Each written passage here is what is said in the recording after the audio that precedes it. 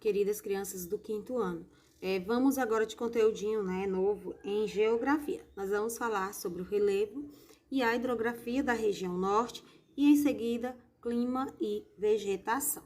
Isso tudo da região norte. Nós, esse mês, iremos estudar em geografia, tudo referente, né, à região norte, tá certo? Como você pode estar observando a imagenzinha aí abaixo, né, do mapa da região norte. A região norte, que é a mais extensa, mas é a menos povoada, né? Ela é formada por 7 estados, lembra? Nós temos aí.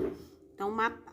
Então, vamos lá de relevo, certo, gente? Relevo, o que é? Mas o que é relevo, tia? Relevo é um conjunto das diferentes formas, né, da crosta terrestre, né, gente? As formas da superfície da Terra, certo? E a região norte, ela é marcada pelo relevo 3 principais, gente. Planícies, planaltos e depressões, tá certo? E essa também é a região norte, gente, onde a paisagem natural, ela interfere muito na ocupação do espaço. Nós sabemos que devido, né, à floresta amazônica, por exemplo, lá é a região menos povoada, como a tia falou. E uma das formas de relevo da região mais conhecida é a planície amazônica, como você tá vendo aí o nomezinho destacado. Depois, aí embaixo, também, nesse último parágrafo, é importante a gente observar, gente, os limites do relevo da região norte, tá certo? Vamos lá, lendo quantia, acompanhando. Ao norte, né, a partezinha de cima, ele limita-se com quem? Com o maciço das Guianas. Ao sul, com o Planalto Central. Ao oeste, com a Cordilheira dos Andes. E a leste, né, com o Oceano Atlântico. Então, é importante esse último parágrafozinho aí que você possa estar, inclusive, grifando, né, lá no seu livro, tá certo, crianças? Aqui, então, as principais formas de relevo, né, da região norte são planícies, planaltos e depressões. Aqui nós vamos ver as planícies e as terras baixas amazônicas, né, que elas são divididas em várzeas, terraços fluviais e terra firme. As várzeas, elas correspondem às áreas mais baixas, né, constantemente inundadas pelas cheias do rio Amazonas. É a parte mais baixa, né, porque relevo são essas diferentes formas, né, da crosta terrestre, locais mais altos, mais baixos, certo? E terraços fluviais, suas altitudes são sempre inferiores a 30 metros, quer dizer, menores que 30 metros, e sendo inundadas também pelas cheias quando elas são muito fortes.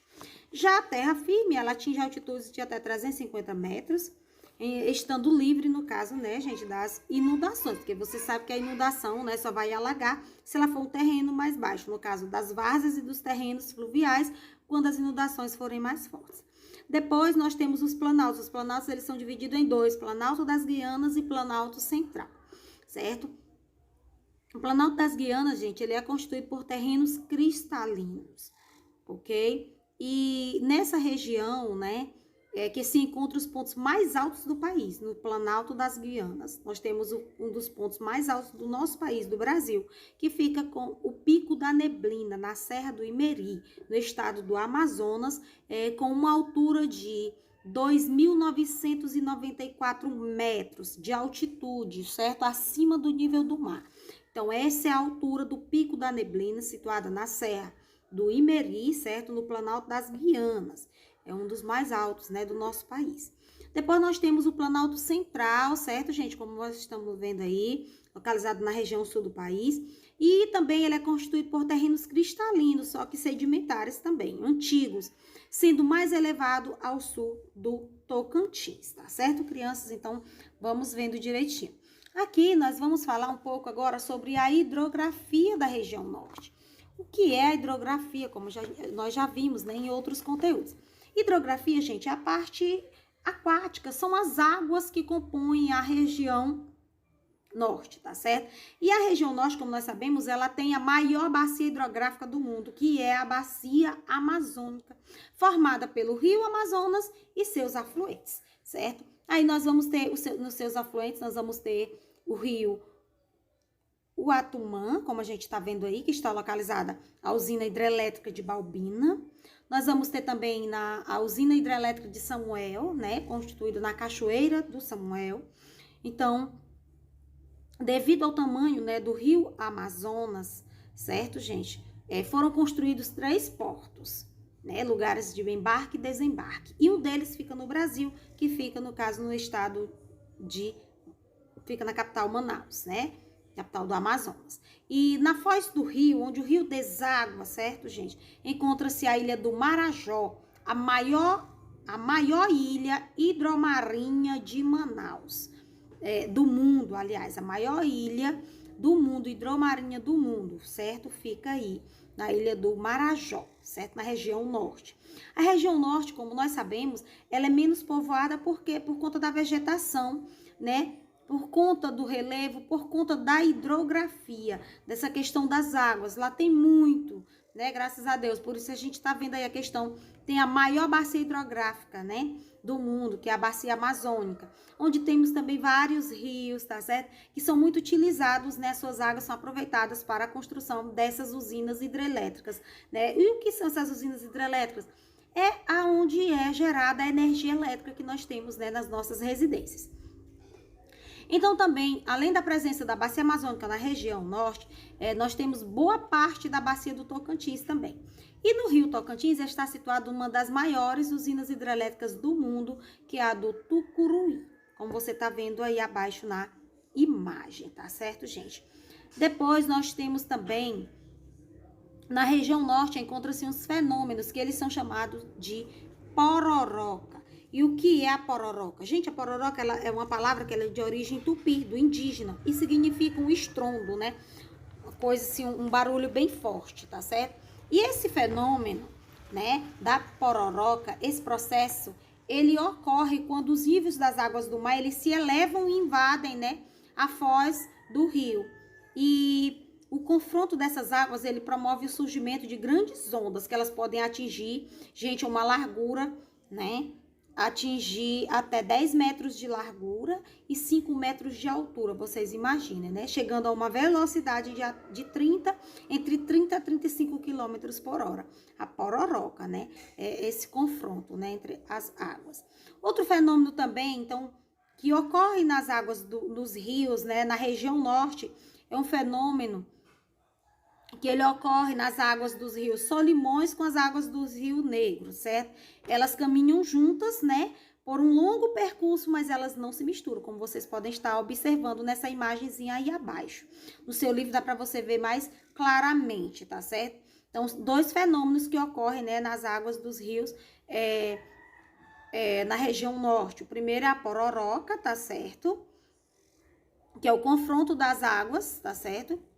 E que vai formar grandes ondas, como a gente acabou de ver. E no segundo, nós vamos ter o fenômeno onde as águas desses dois rios, Solimões e Rio Negros, elas se encontram assim, né? Mas elas não se misturam. Elas seguem a hora, fazendo o mesmo percurso, você vendo a diferença, né? Como você pode estar observando a imagenzinha aí abaixo. Depois nós temos aqui, só para a gente ver, a questão da hidrografia, né, da região norte. A região norte, ela é dominada pela, né, hidrografia, né, pela região hidrográfica, né, do Amazonas, como nós sabemos, formada pelo rio Amazonas e pelos seus afluentes, como a tia falou. Essa região hidrográfica é a mais vasta, quer dizer, a maior, né, em volumes de água do mundo, certo? Como você pode estar observando. Depois, a gente falou das bacias amazônicas, que é a maior bacia hidrográfica do mundo, né? Com 3,9 milhões de quilômetros quadrados, certo? Depois, nós temos a grande potencial hidrelétrico, a questão da formação, da geração de energia elétrica por conta dos rios aqui, né? Na região norte, que a maior parte é aproveitada para a geração de energia elétrica, né? Muitos também no lazer. Depois, nós temos também que eles são excelentes para a navegação, a água desses rios é aproveitada para isso. E tem grande importância também para a vida econômica, né, das pessoas que habitam ali aquela região. Por exemplo, os indígenas, né, que são em maior parte. E também as outras pessoas que habitam as regiões, os outros estados. Então, eles usam bastante essas águas para navegação, para o lazer, mas também para a questão econômica, para a pesca, né? Aí ele destaca 4, né, gente, hidrelétricas, né, como a tia falou. Você pode estar observando aí abaixo que são construídas, né? Balbina, né? A de Samuel, como a gente está vendo, aqui abaixo, né? São as usinas. Depois nós temos também a questão do relevo, que a gente viu, são as diferentes formas, né? que apresentam a crosta terrestre. E as principais formas de relevo, né, da região norte são planaltos, planícies e as depressões. Abaixo, aí como vocês podem estar vendo, a gente viu também, né, que eles podem ser os igapós, as várzeas, né, como a gente viu. Formas de relevo, né, da região norte. Aqui nós vamos para o clima. O clima, como será o clima, né, gente, da região norte, já que tem uma presença bem forte da flora, né, lá da vegetação, certo? Então, essas terras, elas são um pouco elevadas e baixas latitudes, elas podem criar uma região com clima quente. Então, a existência desse calor e da enorme massa líquida, ela favorece a evaporação. Nós sabemos que em dias mais quentes há uma maior evaporação das águas. E aí faz da região norte uma área bastante úmida. Tá certo, gente? Bastante úmida. Lá o clima, ele é do tipo equatorial. Ele apresenta temperaturas elevadas durante o ano todo. A média é entre 24 graus Celsius a 26 graus Celsius. Tá certo, gente? A gente pode estar observando. Depois também o regime das chuvas, lá na região norte, ele apresenta o clima mais úmido do Brasil. Certo? A região norte, ela apresenta, né, o clima mais úmido do Brasil. Certo? E o regime de chuvas lá, ele é bastante marcado, havendo um período de seca, né, de junho a novembro, é um período bem seco, quer dizer que não chove, e o outro com um grande volume de precipitação, quer dizer, de chuvas, né, as chuvas lá acontecem de dezembro a maio, certo, gente? Então, o clima da região norte, certo? É o clima o quê? Úmido, é o mais úmido do Brasil, é um clima equatorial. Não esqueçam. Agora aqui nós temos a vegetação, que é a nossa flora, né, gente? A vegetação são as árvores, né? Como sabemos, a região norte é a região brasileira mais extensa do Brasil, mas é a menos povoada por conta justamente da floresta amazônica, né, dos rios, né? O povoamento lá é menos. Lá predomina também a presença indígena. Nela existe a maior floresta equatorial do mundo. Lá o clima é equatorial, úmido, né, gente? Então, maior floresta equatorial do mundo nós temos lá a floresta amazônica. E aí, nós sabemos que lá possui, né, uma diversidade muito grande, tanto de animais quanto de vegetais. E lá também nós encontramos as vegetação da região norte, mais, né, predominantemente as que mais, a presença é mais forte, vai ser dos cerrados, gente, dos campos, vegetação litorânea, né, mangue, tá certo? E, claro, a predominância mesmo, dentre esses aí, é a floresta amazônica, que ela abrange cerca de 80% da região norte, tá certo? E a Amazônia, ela é classificada, né, a floresta amazônica, ela é classificada em 4 tipos. Então, cuidado, não confunda. Nós temos a vegetação característica da região norte, cerrados, campos, vegetação litorânea, né, gente, o mangue. E a floresta amazônica, que é a principal, 80%. Só que a floresta amazônica, ela vai se dividir em 4 tipos, como a gente está vendo aí. Floresta de igapó, a mata de várzea, floresta semiúmida e a mata de terra firme. Nessa primeira parte, vocês podem estar observando a mata de igapó, que é uma vegetação que ocupa as partes mais baixas do relevo. Região mais baixa, por isso que ela é inundada, tá certo? Elas estão permanentemente, né, alagadas pelas águas dos rios. Por isso que lá na região norte temos muita questão das construções, né, em palafitas, casas erguidas sobre estacas construídas de madeira, né, por conta dos terrenos que são alagados nessa mata de igapó. É permanentemente, quer dizer que é sempre, temos a questão do alagamento. A mata de várzea, vegetação que ocupa as áreas mais elevadas um pouco, mas elas também sofrem inundações. Quando, né, durante o período de cheias do rio, certo? Também elas sofrem a mata de várzea, mas o terreno lá já é mais um pouco elevado do que na mata de igapó. Então, vocês podem estar observando essas imagens abaixo que representam mata de igapó e mata de várzea. Depois, nós temos aqui agora sobre essa outra parte da vegetação. Continuamos ainda com a floresta semiúmida, que ela corresponde a um tipo de vegetação de transição entre outros biomas. E a cobertura vegetal, ela é composta por árvores bem altas, gente, que elas variam de 15 a 20 metros, certo? O tronco delas são finos e as copas são bem restritas. Você pode estar observando aí nessa primeira imagem abaixo. Depois nós temos o outro tipo de floresta, de vegetação característica da floresta amazônica, que é a mata de terra firme. A vegetação ela se localiza em áreas livres, né, de cheias dos rios, onde as maiores árvores com copas enormes elas aparecem, como você pode estar observando. Então, quais são os tipos de vegetação característica da região norte? Não esqueçam. Cerrados, campo, mangue, vegetação litorânea, né, que é próximo ao mar, e vegetação, a floresta amazônica. Mas a floresta amazônica, que ela é a principal, ela forma 80% da região norte, ela é dividida em 4, certo? Ela 4 tipos. Vamos lá falando quantia: mata de igapó, que ela é totalmente, permanentemente alagada, inundada. A mata de várzea, que ela é um pouco, o relevo lá é um pouco mais alto, mas ela também, quando é cheia do rio, é muito, né? Quando os rios eles enchem muito, ela também vai alagar a mata de terra firme. E nós temos também a floresta semiúmida e a mata de terra firme, certo? Aqui nós temos a floresta amazônica, que ela se localiza na região norte, estende-se pelos estados do Maranhão e do Mato Grosso também. Mas ela também faz limites, né, com a Venezuela, com a Colômbia, com o Peru, com o Equador, Bolívia, Guiana, Suriname e Guiana Francesa, certo, gente? Depois nós temos aí a biodiversidade da floresta amazônica, a maior floresta tropical do mundo, como nós já vimos, a floresta amazônica. E nela se concentra também a maior biodiversidade do mundo. A questão, lá é muito rica essa floresta, tanto na fauna, nos animais, tem a diversidade de animal é muito grande, como também na flora com relação à vegetação. Lembrando também que pelos estrangeiros essa floresta foi muito ocupada, né? Foi muito explorada, tá certo? E aí tem muitas riquezas, certo? Muita matéria-prima, muitos vegetação, animais, mas que esses recursos eles podem ir se esgotando. Por quê? Pela ação predadora das pessoas, né?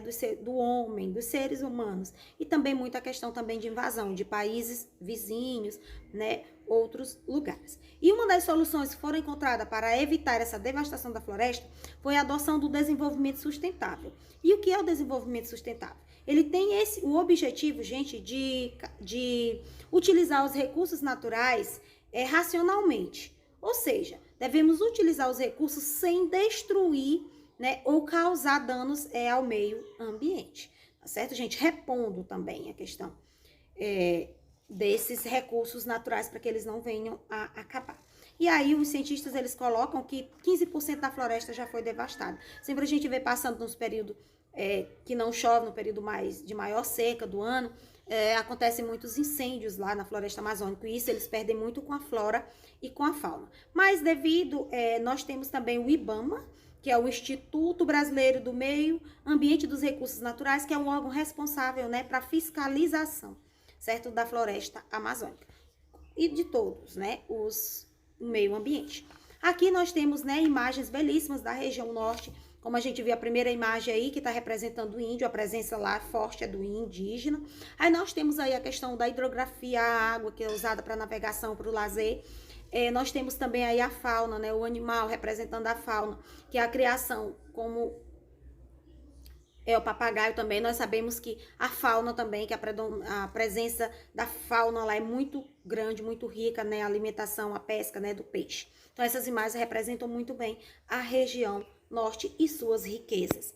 Aqui nós temos, né, sobre a floresta amazônica, algumas informações importantes que é importante que a gente leia, né, e assimile certas características bióticas. Ela ocupa mais de 61% da biodiversidade, possui uma fauna, né, criação de animais, com 80% das espécies no Brasil. E uma flora, quer dizer, a vegetação, ela contém de 10 a 20% das espécies vegetais do planeta Terra. Então, é muito rica, por isso que se fala em biodiversidade. Depois nós temos também as características abióticas, né? O clima lá é quente e bastante úmido, como a gente viu. Não esqueça, o clima da região norte é quente, né, e bastante úmido. Devido lá, tem o calor também, temos a presença da floresta, tá certo? Então, tem muita precipitação das águas, né? Elas evaporam e depois elas precipitam, né, em forma de chuva, né, a precipitação.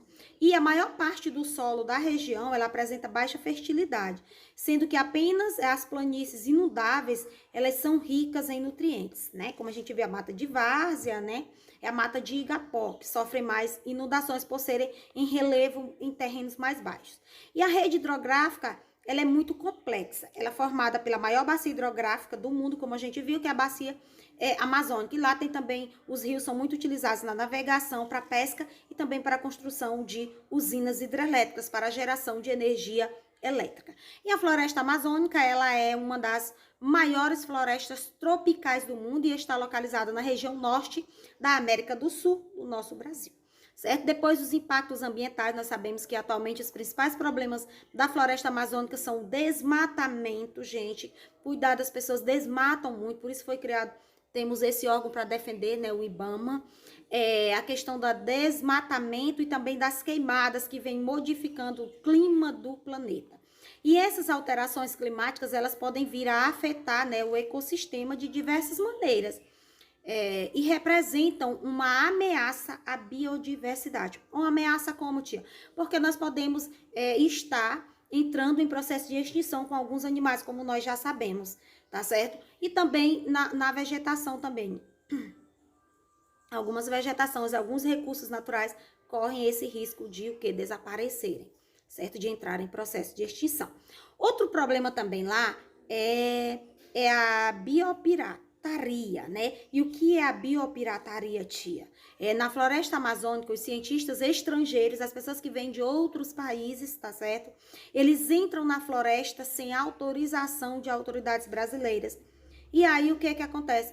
Para obter as amostras, gente, das plantas, eles pegam aqui as plantas e levam, né, para o seu país. Da mesma forma, os animais. É por esse motivo que algumas plantas, que alguns vegetais entram também em processo de extinção. Para você ver, para a gente, nós aqui brasileiros, por exemplo, entrar, né, em outro país, precisa pedido de autorização, passaporte, tudo. Tem que ser tudo legalizado. Se você entrar em outro país, se você não tiver legal com a justiça, você pode ser preso. Você vai ser preso, aliás. E aqui no nosso país, infelizmente, as leis governamentais do nosso presidente, dos nossos governadores, infelizmente, né, ainda não fazem essas leis para proibir também, para que essas pessoas não entrem assim, sem ordens, né, para que não levem os nossos recursos naturais de uma forma assim. Tá certo, gente? Então, agora vocês são convidados a fazer a leitura, né, do nosso livrinho de geografia. Em seguida, vocês, na página relevo, 34 e 35, vocês leiam. Em seguida, vocês façam atividade, que é na página 36 e 37. Depois, você dê uma lida na página 38 e 39, que é sobre o clima e a vegetação. E em seguida, vocês façam a atividade, página 41. Então, você vai responder 3 páginas, bem simples. Então, caprichem, não deixe de fazer, por favor. Página 36 e 37 e a página 41.